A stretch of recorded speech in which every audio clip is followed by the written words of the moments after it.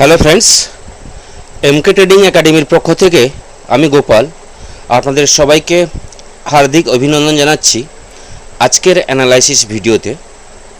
Actually আজকে June মাসের প্রথম দিন, রাত এখন টাইম হয়েছে 11টা ক্রস করে গেছে।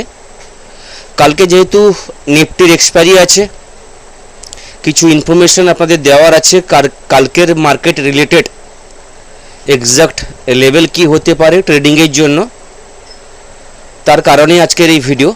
তো ভিডিও খুব বেশি লম্বা করব না, যেটুকু ইনফরমেশন আপনাদের দেওয়ার লাইভ মার্কেটে ট্রেডিং করতে গিয়ে যেটুকু আপনাদের সাপোর্ট আমার পক্ষ থেকে দেওয়া সম্ভব সেইটুকু দেওয়ার জন্য ছোট্ট একটি ভিডিওতে যাওয়ার আগে প্রত্যেককে বলবো ডিসক্লেমার অবশ্যই পড়ে নেবেন। এটা আমি আমার পার্সোনাল ব্যক্তিগত মতামত আমি শেয়ার করছি। বাকি আপনারা ট্রেডিং নেওয়ার আগে আপনি আপনার প্রপারলি স্টাডি করে অবশ্যই ট্রেড নেবেন। যদি নিফটির অ্যানালাইসিসে আমরা আসি আজকে, তো নিফটির ডেলি টাইম ফ্রেমে যদি দেখি, যেটা কালকে আমি আলোচনা করেছিলাম 23,850 23,350 এই জোন নিফটি লাস্ট কয়েকদিন ধরে টাইম কাটিয়েছে এই জোনের ভিতরে, এবং আজকে নিফটি ক্লোজিং দিয়েছে বলতে গেলে ওই জোনের একদম লোয়ার যে জায়গা, লোয়ার লেভেলে নিফটি আজকে ক্লোজিং দিয়েছে। আজকের নিফটি ক্লোজিং 23,382 নিফটির ক্লোজিং, এবং প্রায় 70 পয়েন্ট নেগেটিভ নিফটি আজকে ক্লোজিং দিয়েছে। মজার বিষয় হয়েছে 23,382তে ক্লোজিং দিয়েছে, এবং আমাদের লাস্ট সাপোর্ট বলতে গেলে 23,300 থেকে 23,350, এবং কন্টিনিউ বলতে গেলে 26 তারিখ থেকে কন্টিনিউ কিন্তু আমরা ফলিং দেখছি মার্কেটে। বড় ফলিং আমরা কালকে দেখেছিলাম, বড় একটা রেড ক্যান্ডেল, তাকে আজকে রেসপেক্ট করেছে যথারীতিভাবে। আজকে নিফটি যদি আমরা হাই দেখি 23,733, এবং আজকের লো যদি আমরা দেখি 23,357, প্রায় 370 থেকে 75 পয়েন্ট ডাউন হায়ার জোন থেকে, এবং বলতে গেলে লোয়ার জোনে আজকে ক্লোজিং দিয়েছে। এবার যদি কালকের জন্য আমরা প্ল্যান করি নিফটিতে, যেহেতু কালকে নিফটির এক্সপায়ারি আছে, আমরা রিটেল ট্রেডার, আমরা ইন্ট্রাডে ট্রেডার যারা আমরা স্ক্যাল্পিং করি, তাহলে অবশ্যই আমরা আশা করব কালকে গামা ব্লাস্ট ভালো মুভমেন্ট আমরা এক্সপেক্ট করি। সে জায়গায় একদম সাপোর্ট জোনে দাঁড়িয়ে আছে। সেখানে কয়েকটা জিনিস আপনাদের সঙ্গে শেয়ার করার আছে। যদি আমরা নিফটির অপশান চেন দেখি এবং সেখানে নিফটির পিসিআর দেখি, পিসিআর দাঁড়িয়ে আছে 0.49। এই জায়গাটা একটু অবশ্যই খেয়াল করতে বলবো, যেখানে পিসিআর 0.49 অর্থাৎ 0.50 বিলোতে দাঁড়িয়ে আছে পিসিআর।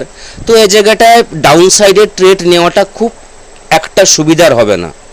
মার্কেট এখান থেকে ডাউন যাবে না তা বলছি না, অবশ্যই ডাউন যেতে পারে, কিন্তু 0.50 নিচে পিসিআর মানে অবশ্যই কিন্তু রিস্কটা বেশি হয় ডাউনের ক্ষেত্রে। যে কোনো সময় যে কোনো মুহূর্তে মার্কেটে বাউন্স আসতে পারে। গ্যাপ আপ যদি হয় তাহলে এখান থেকে একটা বাউন্স অবশ্যই আমরা আশা করব। আমি কালকের ভিডিওতে বলেছিলাম 23,300 23,350 জোনটা নিফটি ব্রেক করা এতটা সহজ হবে না, কারণ পরপর দুবার তিনবার এখান থেকে নিফটি বাউন্স করেছে। যদি আমরা লাস্ট ডেটাগুলো দেখি তাহলে 13 মে 13ই মে এই জায়গা থেকে নিফটি বাউন্স নিয়েছে। তারপরে এসেছিল 18 মে, সেখান থেকেও একটা বাউন্স নিয়েছে। তারপরেও কিন্তু একবার ট্রাই করেছিল নিফটি 20 তারিখে, যেখানে 23,397 কাছ থেকে কিন্তু নিফটি আবার বাউন্স করেছিল। তো 23,300 থেকে 23,350 জোনটা একটা বড় সাপোর্ট জোন আছে, সেই ভেবে ট্রেড করতে হবে। এবার কালকে যদি গ্যাপ ডাউন ওপেন হয় 23,360, যেখানে আজকের বলতে গেলে লো হয়েছিল, সেই জায়গাটাকে যদি নিফটি ব্রেক করে যায়, তাহলে বলবো নিফটির যে প্রবাবিলিটি 23,330, 23,300, 23,260 ম্যাক্সিমাম এই জায়গা পর্যন্ত নিফটি ট্রেড করতে পারে। তবে প্রতিটা জায়গায় কিন্তু সাপোর্ট নেওয়ার চেষ্টা করবে, বায়ার কিন্তু অ্যাক্টিভ থাকবে, এখান থেকে বায়ার ট্রাই করবে মার্কেটকে ধরে রাখার। তো এই একটু জোন 23,300 50 থেকে 23,260 জোনটা অবশ্যই খুব সাবধানে ট্রেড করতে বলবো। যদি 23,260 বা 23,300 নিচে কালকে ক্লোজিং হয় তাহলে সেখান থেকে কিন্তু বড় ফল কিন্তু আমরা এক্সপেক্ট করতে পারি, যেখানে 23,000 লেভেলও কিন্তু ব্রেক করে যাবে।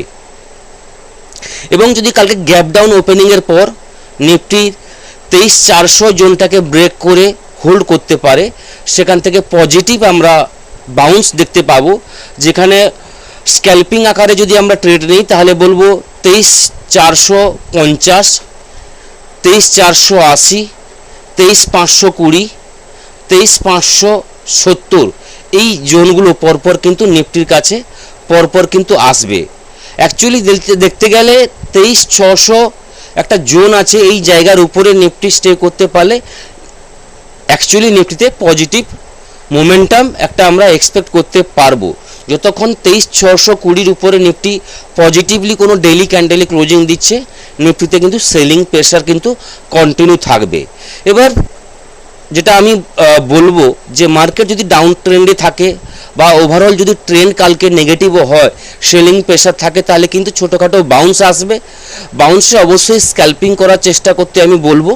এবং কালকে আমি বলবো একটু ডাউন দিকে ট্রেডটা অ্যাভয়েড করতে, কারণ পিসিআর যতক্ষণ না 0.60-65 উপরে যাচ্ছে সেখান থেকে কিন্তু ভালো ডাউনের দিকে ট্রেড হবে না, কারণ 0.49 নিচে পিসিআর দাঁড়িয়ে আছে। মার্কেট একবার কিন্তু পিসিআরকে 0.65-0.60 কাছাকাছি নিয়ে যাওয়ার চেষ্টা করবে, তো সে জায়গায় একটা বাউন্স কিন্তু মর্নিংয়ে কিন্তু আমরা এক্সপেক্ট করতে পারি।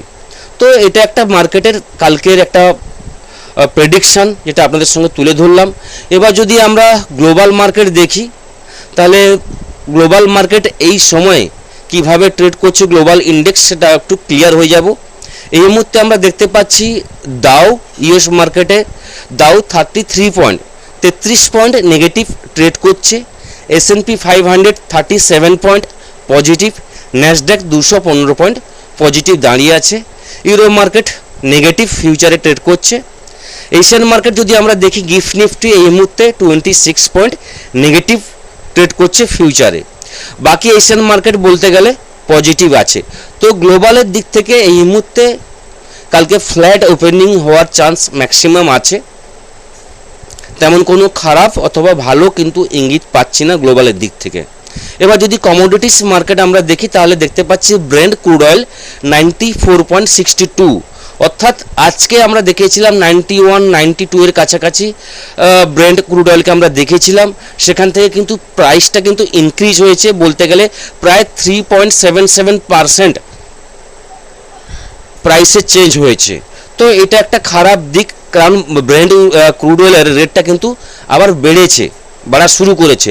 তো এইভাবে যদি বাড়তে থাকে ওভারঅল কালকে লাইভ মার্কেটে কিন্তু সেলিং প্রেশার কিন্তু থাকবে, এবং যদি আবার কমতে থাকে তাহলে কিন্তু সেখান থেকে মার্কেট ধরে রাখার চেষ্টা করবে। তো সেলিং প্রেশার থাকলেও মার্কেট কিন্তু বাউন্স কিন্তু কালকে একটা আমরা পাবো, সেখানে মিনিমাম 100 পয়েন্টের একটা বাউন্স আমরা এক্সপেক্ট করতে পারি। যদি কোনো পজিটিভ নিউজ আসে সেখানে 23,600 উপরে মার্কেট দাঁড়ালে সেখান থেকে পজিটিভ ভিউ হবে, নাহলে কিন্তু ওভারঅল কিন্তু সেলিং প্রেশার থাকবে। সেলিং প্রেশার থাকলেও মার্কেটে কিন্তু বাউন্স আমরা দেখতে পাবো। তো 23,420 উপরে থাকলে পজিটিভ ট্রেড নিয়ে আমরা স্ক্যাল্পিং ট্রেড করব। 23,360 নিচে থাকলে স্ক্যাল্পিং ট্রেড হবে ডাউনের দিকে। ডাউনের টার্গেটগুলো ছোট থাকবে। আপসাইডের মুভমেন্ট যদি হয় সেখান থেকে বড় মুভমেন্ট আমরা এক্সপেক্ট করতে পারি, যেখানে 23,720 পর্যন্ত কিন্তু একটা মুভমেন্ট কিন্তু আমরা দেখতে পারি, কারণ 23,720 একটা লেভেল নিফটির ক্ষেত্রে এটা পেন্ডিং থেকে গেছে, যেটা কিন্তু আমরা দেখতে পাবো। এবং কালকে অবশ্যই কালকে এক্সপায়ারি আছে, ক্লোজিং কোন জায়গায় হয় সেটা কিন্তু অবশ্যই দেখতে হবে। এফআইদের আজকেও কিন্তু সেলিং হয়েছে, যেখানে প্রায় 3,500 থেকে 600 কোটি টাকার সেলিং হয়েছে। এখানে ডেটাটা শো করছে না, আমি চেক করেছিলাম আলাদা সাইটে, যেখানে প্রায় 3,600 কোটি টাকার এফআইআর সেলিং করেছে। তো এফআইদের সেলিং কন্টিনিউ আছে। মার্কেট কিন্তু আলাদা একটা মোডে আছে, যেখানে সেলিং প্রেশার কিন্তু কন্টিনিউ আমরা দেখতে পাচ্ছি। আলাদা ইন্ডেক্স বা আলাদা কান্ট্রির ইন্ডেক্সে কিন্তু এতটা ফল হচ্ছে না যেভাবে ইন্ডিয়ান মার্কেটে ফল হচ্ছে। তো সেই জায়গায় খুব সাবধানে ট্রেড করতে হবে। এক্সপায়ারি আছে, খুব রিস্ক নেবেন না, কারণ এক্সপায়ারিতে প্রিমিয়াম ডিকে হয় আমরা প্রত্যেকেই জানি। তো সে জায়গায় খুব নিজের ক্যাপিটালকে সেভ রেখে ট্রেড করবেন, সাবধানে ট্রেড করবেন, ভালো থাকবেন। থ্যাংক ইউ, ধন্যবাদ।